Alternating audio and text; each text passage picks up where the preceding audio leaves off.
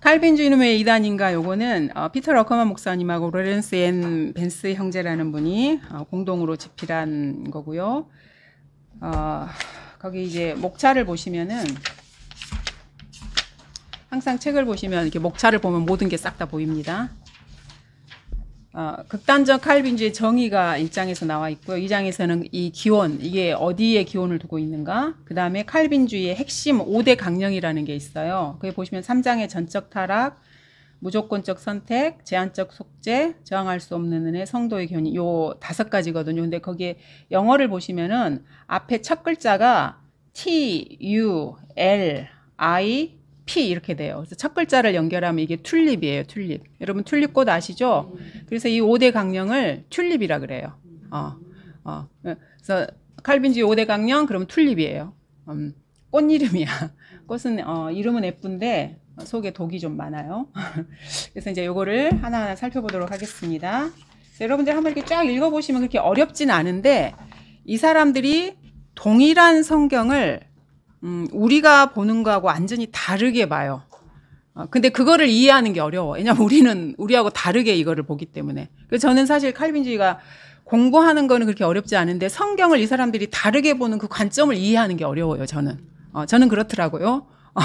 그래서 그거를 이해하기가 참 힘들었어요. 이걸 어떻게 요렇게 보지 해가지고 그래서 그 부분을 이해하시고 그러니까 그 부분만 여러분이 이해를 하시면 이 사람들이 이런 생각에서 이렇게 했구나. 그러니까 저희가 이제 이런 것들을 공부하면서 보게 되는 게 뭐냐면 똑같은 하나님의 말씀인데 완전히 다르게 봐요. 그게 참 놀라운 것 같아요. 저희 옛날부터 저희가 이제 성경 공부 시간에 늘 말씀을 드렸지만은 똑같은 상황인데 사람마다 그걸 완전히 다르게 봐요. 그리고 어떤 똑같은 인물에 대해서도 자기가 마음에 가지고 있는 가치관과 그 마음의 품성에 따라서 그 사람에 대한 평가가 달라지는 거예요.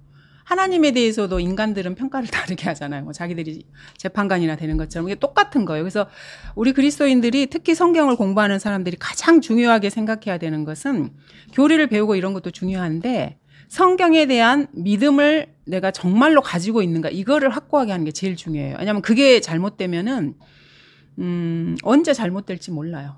언제 내가 또 이상한 그 행동을 나도 모르게 어느 순간 하고 있을 수 있는 거예요. 그래서 그게 제일 중요해요. 교리를 배우고 뭐 이게 뭐가 틀렸고 이게 뭐가 맞고 이런 거 공부하는 것도 중요한데 그런 거를 따지다 보면은 결론은 항상 그거예요. 이 인간들이 마음이 다 이상하구나. 그래서 그 마음이 이상한 것을 성경에서는 한마디로 미친 마음이라고 말하고, 그러니까 한마디로 말해서 다 미쳤다는 말이에요. 그러니까 성경적인 가치관이 아닌 모든 것은 미친 거예요. 그래서 제가 늘 하는 말이지만 정신병자는 정신병원에만 있는 게 아닙니다. 대학 교수도 있고요. 의사들도 있고요. 신학원에도 있고요. 길거리에 널렸어요. 정신병자들이. 근데 서로 다 정신병자니까 서로 이제 인정을 해주는 거예요. 그래서 그들이 칼빈주의도 사실은 이제 저희가 공부를 해보면 이거 미쳤구나 인간들이 이렇게밖에 결론을 내릴 수가 없어요.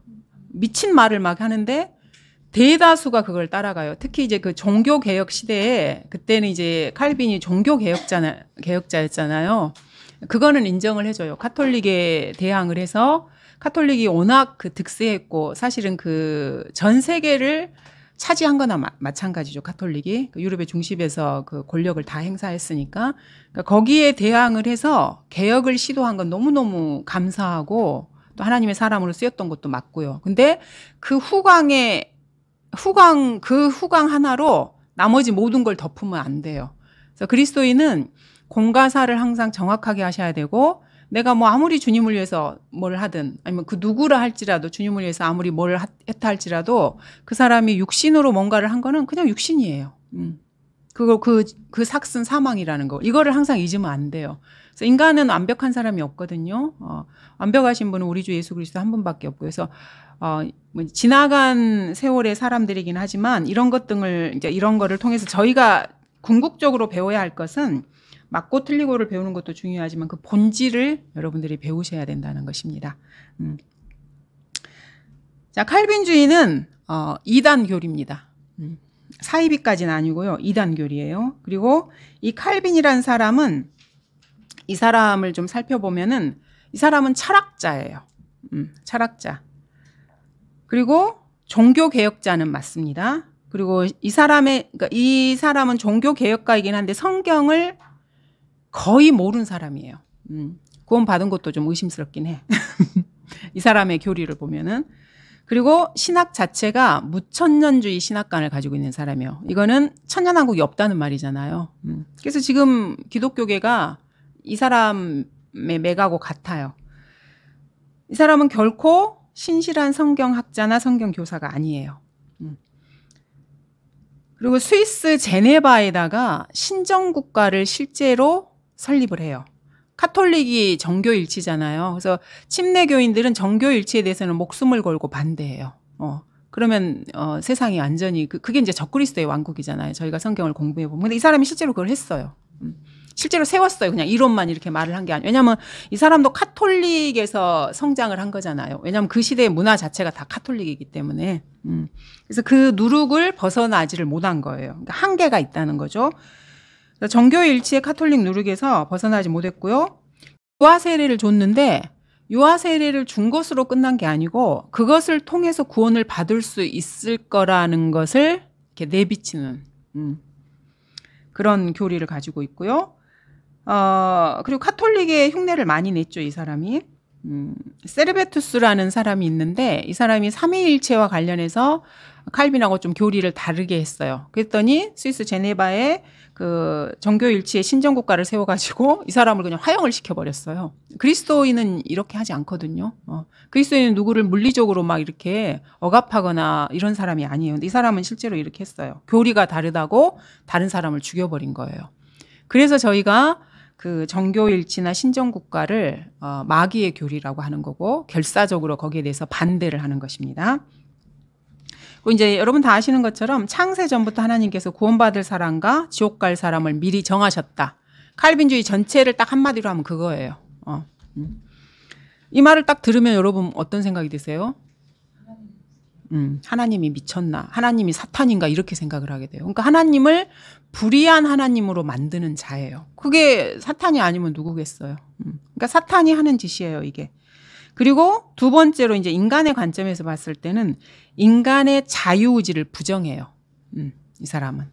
그러니까 자유의지까지 타락이 되어서 예수님을 영접할 수 없다라고 주장을 하는 거예요. 그러면 이게 어떻게 되는 겁니까? 의지가 수동화돼요. 인간의 의지를 수동화시키는 것은요. 마귀가 하는 일이에요. 왜냐하면 자기가 그거를 점유하고 싶기 때문에 그런 거거든요. 그래서 하나님의 주권이라는 말을 계속해서 이 사람들이 써요. 모든 것이 하나님의 주권이라고 막 이렇게 말을 해요. 그래서 이제 예정론과 선택론 이게 같이 이렇게 맞물리는데 이게 숙명론으로 이어져요. 그래서 그리스도인들이 주체적으로 주님을 섬기는 것을 아주 크게 방해를 해요. 자원하는 마음으로 못 섬기게 만드는 것입니다. 그리고 구약의 율법을 그리스도인들에게도 적용해서 결국에 보면은 행위구원론자가 돼버려요. 이제 하나하나 좀 살펴보면은. 근데 그 중에서도 이제 칼빈이 뭐 다 100% 틀리면 아무도 이거를 안 따라하죠. 올바른 교리도 있는데, 인간은 자신의 행위로는 결코 구원받을 수 없다. 교리는 그래요. 근데 나중에 살펴보면은 행위구원론자긴 한데 그 부분은 맞아요. 그리고 한 번 받은 구원은 영원히 보장된다. 왜냐하면 자기 능력으로 구원받은 게 아니기 때문에 하나님이 해주셨기 때문에 뭐 영원히 보장된다. 이렇게 이제 요 부분은 어느 정도는 맞습니다. 하나님께서 구원을 정하셨기 때문에 구원이 영원히 보장된다고 주장을 합니다. 그리고 전적으로 하나님의 은혜로만 구원을 받는다. 이 부분은 맞는 말이에요. 이 사람이 이렇게 주장한 거는. 근데 부분 진리에, 그러니까 진리에다가 오류를 섞으면은 그거는 더 이상 진리가 아닙니다. 그거는 그냥 오류예요. 물컵에 독을 0.001% 섞었다. 그것밖에 안 돼. 나머지는 다 물이야. 여러분 마실 수 있겠어요? 안 마시죠. 북한이 뭐 핵폐기물 버렸잖아요. 나머지는 다 물이고 다 있는데 거기에 그냥 조금 있어. 그거를 용납할 수가 없는 거잖아요. 정상적인 사람 마찬가지예요. 이 사람은 이제 개혁 신학자들한테 많은 영향을 줬는데 이 사람의 영향을 받은 개혁 신학자들이 지금 대부분의 우리나라는 사실 장로교가 처음에 득세했고요. 그 다음에 이제 교회 성장을 위해서 은사주의자들이 득세를 했고 그래서 지금은 다 짬뽕이에요. 은사주의나 감리교나 장로교나 거의 비슷비슷해요. 약간의 좀 특징은 있지만은 그래서 이 개혁 신학자들의 주장을 보면은 하나님께서는 유대인과 끝났다라고 주장을 해요. 그러면 그 자리를 누가 차지하겠습니까? 자기들이 차지하는 거지. 즉 남의 거를 뺏는 거예요. 남의 거 뺏는 거는 사탄이거든. 도둑이에요, 도둑. 그러니까 이런 거를 보면은 이 영이 지금 누군가를 우리가 가늠을 할 수가 있는 것입니다. 그리고 환난 전 휴거는 없다라고 주장을 해요. 그럼 이 말은 무슨 말이에요? 성도들이 환난을 통과한다는 말이잖아요. 그러니까 말도 안 되는, 성경을 모르니까 이렇게 주장을 하는 거고요. 무천년주의이기 때문에 사람으로서의 적그리스도가 3년 반 동안 지상 통치를 하지 않는다라고 이 사람이 주장을 해요. 그러니까 이 칼빈의 영향을 받은 개혁 신학자들이 그렇습니다. 그리고 백보자 심판 전에는 천년왕국이 없다. 아까 말씀드린 무천년주의 세계관을 가지고 있는 것입니다. 그러니까 전천년주의 세계관, 우리가 가지고 있는 이런 세계관을 완전히 부정하는 신학 체계에 세워진 사람들입니다. 근데 이제 뭐 그러면 모든 사람이 이거를 다 부정하고 그랬느냐? 그게 아니고요. 그러니까 이게 더 이제 사람들을 좀 헷갈리게 하는 거예요. 칼빈주의 교리를 받아들인 사람들이 필라델피아 시대에도 되게 많았어요. 우리가 이제 필라델피아 시대 그러면 1900년도 이전의 시대를 말하는 거고요. 지금은 라오디키아 교회 시대라 그러잖아요. 그때 여러분이 알고 계시는 웬만한 설교자들은 다 그때 사람들이에요. 근데 그 중에 많은 사람들이 칼빈주의 교리를 받아들였어요. 왜냐하면 그게 너무나 그 득세를 했기 때문에, 한 시대를 이렇게 풍미하고 이렇게 했기 때문에. 그래서 이런 사람들 중에서는 설교자 여러분 알고 있는 찰스 스펄전도 포함이 돼요. 그리고 미국으로 건너갔던 그 청교도 많이 알잖아요. 뭐 메이플라움하고 학교에서도 배우고 하잖아요. 이 사람들도 이 교리를 일부 받아들였고요. 스코틀랜드 장로교도 마찬가지고요. 그리고 조지 히필드도, 이 사람을 우리가 이제 온건한 칼빈주의자라고 부르기도 합니다. 그리고 여러분이 알고 계시는 선교사들, 그 이름들 들어보면 좀 아시는 분들 중에서도 이 교리를 받아들이신 분들이 많아요. 저드슨이라든가 윌리엄 캐리라든가, 그리고 대부분의 종교 개혁가들은 칼빈주의를 따랐던 사람들이에요. 근데 이 사람들이 그러면 이런 칼빈주의를 받아들인 사람들이 설교하는데 막 수십만 명의 사람들이 막 예수님을 영접하고 이렇게 했는가? 이건 그럼 도대체 어떻게 된 건가? 그런데도 성령님이 역사하시는가? 이렇게 사람들이 의문을 제기를 하는 거잖아요. 근데 이들이 복음 설교를 할 때는요, 칼빈주의에 대해서는 전혀 언급을 하지 않아요. 그리고 그 설교 자체는 100% 복음적인 설교만 하고요. 칼빈의 영향을 받았지만 그거를 공개적으로 이렇게 하진 않아요. 그래서 이 사람들의 설교를 이렇게 분석을 해보고 하면은 이제 대중 설교 말고요, 교회에서 하는 설교나 이런 거를 보면은 물론 칼빈주의 설교가 있어요. 근데 그거는 아주 극히 일부만을 차지해요. 그래서 칼빈주의를 자기들이 머리로는 받아들였는데 마음으로는 그다지 실천을 하지 않은 사람들이에요. 선교사로도 가고 뭣도 하고, 왜냐하면 신학을 그렇게 배우니까. 그러니까 실천적인 면에 있어서는 칼빈주의자가 아닌 거예요. 이 사람들의 이렇게 삶을 이렇게 보면은요. 그래서 저희가 조지 히필드 같은 경우에도 온건한 칼빈주의자라고 하는 거예요. 아까 저희가 칼빈주의에서 올바른 교리들이 몇 가지 있었다 그랬잖아요. 그러니까 그런 거를 붙잡은 거죠. 그게 맞으니까. 그리고 이제 칼빈의 저서가 기독교 강해라는 게 있어요. 그리고 칼빈주의 핵심은 이제 돌트 신경이라는 거하고 웨스트민스터 신앙 고백이라는 걸 1964년에 만들어냈는데, 장로교도들은 성경이 최종 권위가 아니고요, 이 웨스트민스터 신앙 고백이 최종 권위인 사람들이에요. 그래서 아마 지금은 안 그러겠지만 예전에는 성경 공부를 한다 그러면은 이 신앙 고백을 배웠어요. 1번 뭐 2번 뭐. 제가 이걸 어떻게 하냐면, 제 고등학교 때 학교가 크리스찬 학교였는데, 이제 말로는 크리스찬 아니고 뭐 기독교 학교였는데, 성경 공부 첫 시간에 성경 교사가 이거를 가르치더라고요. 그래서 나중에 이제 제가 알게 된 거죠. 이 사람이 가르쳤던 게 칼빈 그 웨스트민스터 신앙 고백을 가르친 거였구나. 그래서 이 사람들은 성경보다 실제로 이거를 더 이렇게 권위를 많이 둬요. 그리고 기독교 강해라는 저서가 있는데, 이것도 성경보다 더 거기에 많은 권위를 두는 것입니다. 자, 그럼 저희가 이제 칼빈주의 5대 강령을 하나씩 살펴보도록 하겠습니다. 자, 첫 번째, 아까 우리가 튤립 T로 시작한다 그랬죠. T는 total depravity라 그래서 완전한 타락이라는 말이에요. 그럼 우리가 당연하지, 우리가 다 완전히 타락했지, 우리도 이렇게 생각하죠. 똑같이 그럼 이게 맞는 말이네 이렇게 하잖아요. 근데 저희가 영어 혼란 전술이라고 배웠었잖아요. 그 사람들이 쓰는 전적 타락과 우리가 쓰는 전적 타락이 의미가 달라요.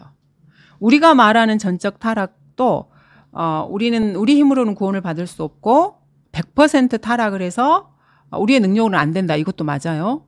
그 사람들은 그렇게 말을 해요. 근데 이 사람들은 어디까지 타락을 했냐고 말을 하냐면 자유의지까지 타락을 해서 내 힘으로 예수 그리스도를 영접할 수 없다 그래요. 실제로 그렇게. 근데 이제 여러분이 또 하나 여기서 이제 알아두셔야 될 게 칼빈주의자라고 이야기를 해보잖아요. 그럼 우리가 이제 칼빈주의는 이렇다라고 해서 이렇게 배웠으니까 너희가 그렇잖아. 그러면 절대로 인정을 안 해요. 왜냐하면 칼빈주의 진리는 처음에 딱 진리가 이렇게 나오면 이게 점진적으로 주님께서 계시를 향상시켜 주셔서 진리의 폭이 점점점 넓혀지거든요. 그래서 기존에 배웠던 진리가 바뀌진 않아요. 근데 그 계시가 이렇게 더 넓혀져서 더 포괄적으로 알아가는 거예요. 그거를 기반으로 해서. 근데 이단이나 오류들은 어떻게 되냐면은요. 바꿔요, 교리를. 그러니까 이랬다 저랬다 막 하는 거예요. 그러니까 누구는 전체 칼빈주의에서 뭐 A 부분을 믿는 칼빈주의자도 있고 누구는 B 부분을 믿는 칼빈주의자도 있고 그래서 저희가 공부한 걸 말하면 나는 그러진 않아 이러는 거예요. 그래서 네가 잘못 알고 있는 거야 이런 식으로 이제 그거를 막아내는 것입니다. 하지만 다 동일한 칼빈주의자고 자기들이 교리를 바꿨기 때문에 이랬다 저랬다 하는 거예요. 그래서 이 사람들이 만들어낸 그 마귀의 교리들을 공부하다 보면은 시간이 너무 많이 들어요. 왜냐면 계속 바꿔대니까. 거의 대부분의 이단들은 그래요. 안식교 같은 경우에도 교리가 너무너무 많이 바뀌었어요. 그래서 옛날하고 너무 달라. 그래서 옛날 거 배워가지고는 공격을 못해. 왜냐면 옛날에 하도 공격을 받으니까 바꿔버리는 거예요, 교리를. 이 사람들은 교리를 너무 쉽게 바꿔버려. 공격이 심하네? 그러면 뭐 바꾸면 되지. 하고 살짝 이렇게 바꿔버리는 거예요. 근데 어쨌든 간에 전적인 타락이라는 것은 인간은 전적으로 타락했기 때문에 하나님을 믿을 능력이 없다 이거예요. 근데 자유의지는 타락을 하지 않아요. 자유의지는 저번에도 제가 말씀을 드렸지만 기능이에요. 선택을 하는 기능. 내가 A를 선택할까? B를 선택할까? 내가 이렇게 할까? 저렇게 할까? 이거 기능인 거지 그 자체가 타락을 하는 건 아니에요. 여러분 하루에도 수많은 것들을 선택을 하잖아요. 머리를 어떻게 할까? 오늘 뭐 립스틱 색깔은 뭘로 할까? 옷은 뭘 입고 갈까? 밥은 뭘 먹을까? 여러분이 선택해서 결정을 하는 거예요. 근데 그 선택하는 자유의지가 타락을 했다고 말을 하는 거예요. 그래서 처음에 칼빈주의 5대 강령의 첫 번째 전제가 완전히 틀린 거예요. 근데 말로는 전적 타락이라 그래서 그리스도인들과 같은 믿음을 가진 것처럼 이렇게 포장을 하는 거예요. 모르면 속는 거죠. 자, 두 번째는 유죠, 유. 유는 unconditional election이라고 해서 컨디션 그럼 이게 조건이에요, 조건. on이 붙으면은 조건이 없다는 말이에요. 선택을 했는데 조건이 없는 선택이라는 거예요. 그래서 이거를 무조건적인 선택이라 그래요. 그래서 인간이 전적으로 타락을 했기 때문에 구원할 능력이 안 돼요. 구원을 할 수 있는. 그래서 하나님께서 조건 없이 무조건적으로 하나님의 주권을 딱 발휘해가지고 구원받을 사람을 딱 선택을 한 거예요. 그러니까 100% 하나님 혼자 다 하신 거야, 그냥. 내가 자유의지로 뭐 이렇게 듣고 내 마음을 어떻게 하고 이런 게 전혀 없어요. 그래서 이거를 무조건적인 선택이라 그래요. 그러니까 인간의 힘으로는 구원받을 수 없는 전적으로 타락한 존재이기 때문에 하나님께서 이것도 창세 전에, 그러니까 세상을 짓기 전에 구원받을 사람을 아무런 조건 없이 주님이 그냥 무조건적으로 선택을 해서 구원을 시켜준다는 게 이 교리예요. 말 같지도 않잖아요.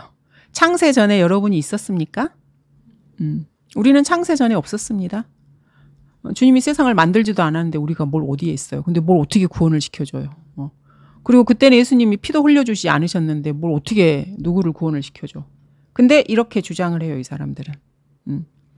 창세 전에 구원받을 사람과 구원받지 않을 사람을 미리 선택을 하셔서 딱 분류를 해놓으셨다.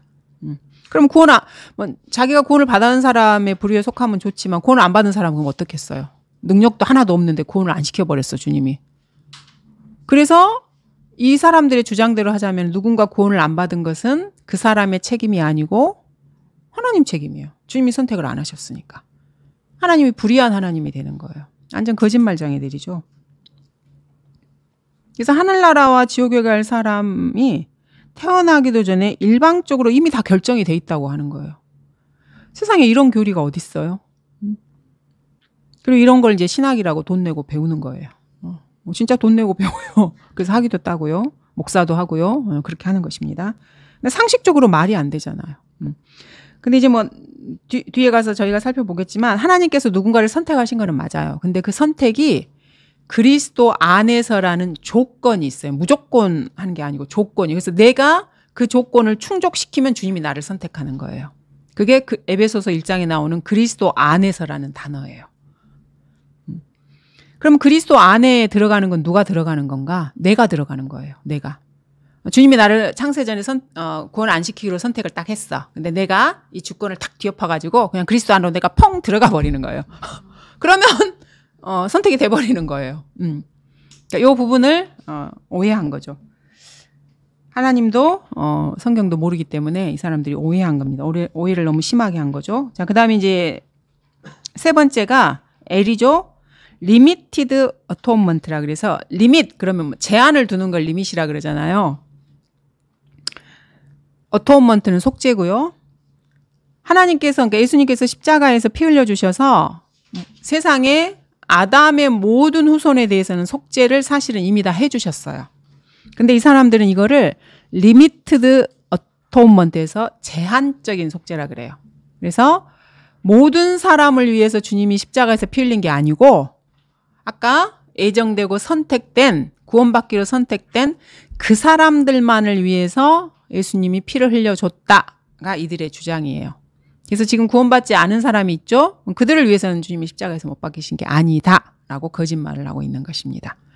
주님은 심지어 거짓 교사들과 거짓 선지자들을 위해서도 피를 흘려주셨고요. 자신의 그러니까 주님을 부인하는 사람들을 위해서도 피를 흘려주셨어요. 그러면 이제 이 사람들이 이렇게 말하는 거예요. 그럼 주님이 그렇게 피를 흘려주셔서 속죄를 다 이루셨으면 모두가 다 구원받는 만인 구원론이 돼야 되잖아. 이렇게 반박을 하는 거예요. 그러니까 자유의지를 부정하니까 이 사람들은. 자유의지에 대해서 잘 모르니까. 그래서 만인 구원론 쪽으로 가는 성경을 봤더니 아무래도 그럼 모두가 구원을 받아야 되는데 왜 모두가 구원을 받지 않았을까 생각을 하다가 그러면은 주님이 피 흘리신 게 구원받은 사람만을 위한 거구나. 이렇게 자기가 그냥 이렇게 임의적으로 결정을 내려버리는 것입니다. 하지만 성경을 여러분 보시면은 모든 사람이 하나님께서 모든 사람을 위해서 피 흘려 주셨다는 게 곳곳에 이렇게 나와 있는 것입니다. 자, 그다음에 네 번째 I가 irresistible grace라는 말이에요.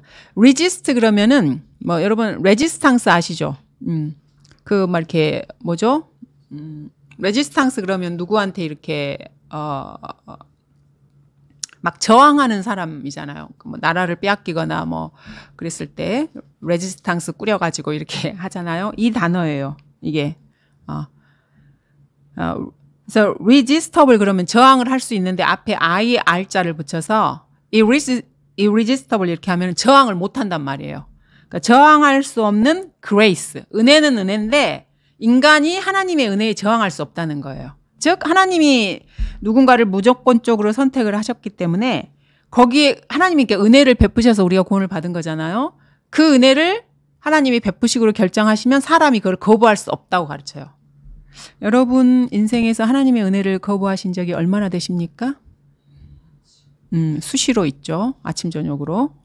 근데 이 사람들은 우리가 하나님의 은혜를 저항할 수 없다고 가르치는 거예요. 나는 맨날 저항하는데 끝없이 저항하는데 그래서 우리가 두 가지 성품을 배웠잖아요. 내 안에 성품이 두 개잖아요. 그래서 갈등을 일으키면서 평생 이게 갈등하는 거예요. 그리고 주님을 저항하고 인간이 그리고 자기 멋대로 살고 인간은 끊임없이 하나님께 저항해요. 저항을 못하기는 뭘 못해요. 근데 이렇게 해놨어요. 저항할 수 없는 은혜라고. 그러니까 자기들의 이 튤립의 꽃밭을 이렇게 잘 가꾸기 위해서 다 이렇게 연계를 시키는 것입니다. 그래서 하나님의 이 구원하는 은혜를 인간이 저항할 수 없다 그래요. 저항 많이 합니다. 나머지 구원 안 받은 모든 사람들은 다 저항하는 거잖아요. 주님의 은혜에 지금 저항하고 있는 것입니다. 그래서 그러면 이 사람들은 어떻게 그럼 사람이 구원을 받는가? 하나님께서 죄인을 자유의지 없이 강제로 하나님의 주권으로 그 사람을 먼저 거듭나게 하시는 거예요. 첫 번째 하나님이 거듭나게 하시고 두 번째 거듭나게 하면 그 사람이 믿게 되는 거고 그래서 예수님을 영접해서 구원을 받는 거예요. 이 사람들의 논리가 그렇게 돼요. 그러니까 하나님이 다 해주시는 거예요. 그냥 다. 나는 그냥 가만히 있으면 되는 거고. 그래서 의지가 수동화되는 거예요. 그게 아니죠. 내가 믿어야 성령님이 내 안에 들어오셔서 나를 거듭나게 해주시는 거예요. 순서가 달라요, 이게. 내가 예수님을 먼저 믿으면, 내가 믿겠다고 선택을 하면, 그러면 주님이 내 안에 들어오셔서 나를 거듭나게 해주셔서 내 안에 성령님이 들어오시기 때문에 그때부터 내가 하나님을 알고 깨닫고 성경에 대해서 알아가기 시작하는 거예요. 왜냐하면 새로운 성품이 생겼기 때문에. 이 사람들은 완전 반대로 하는 것입니다.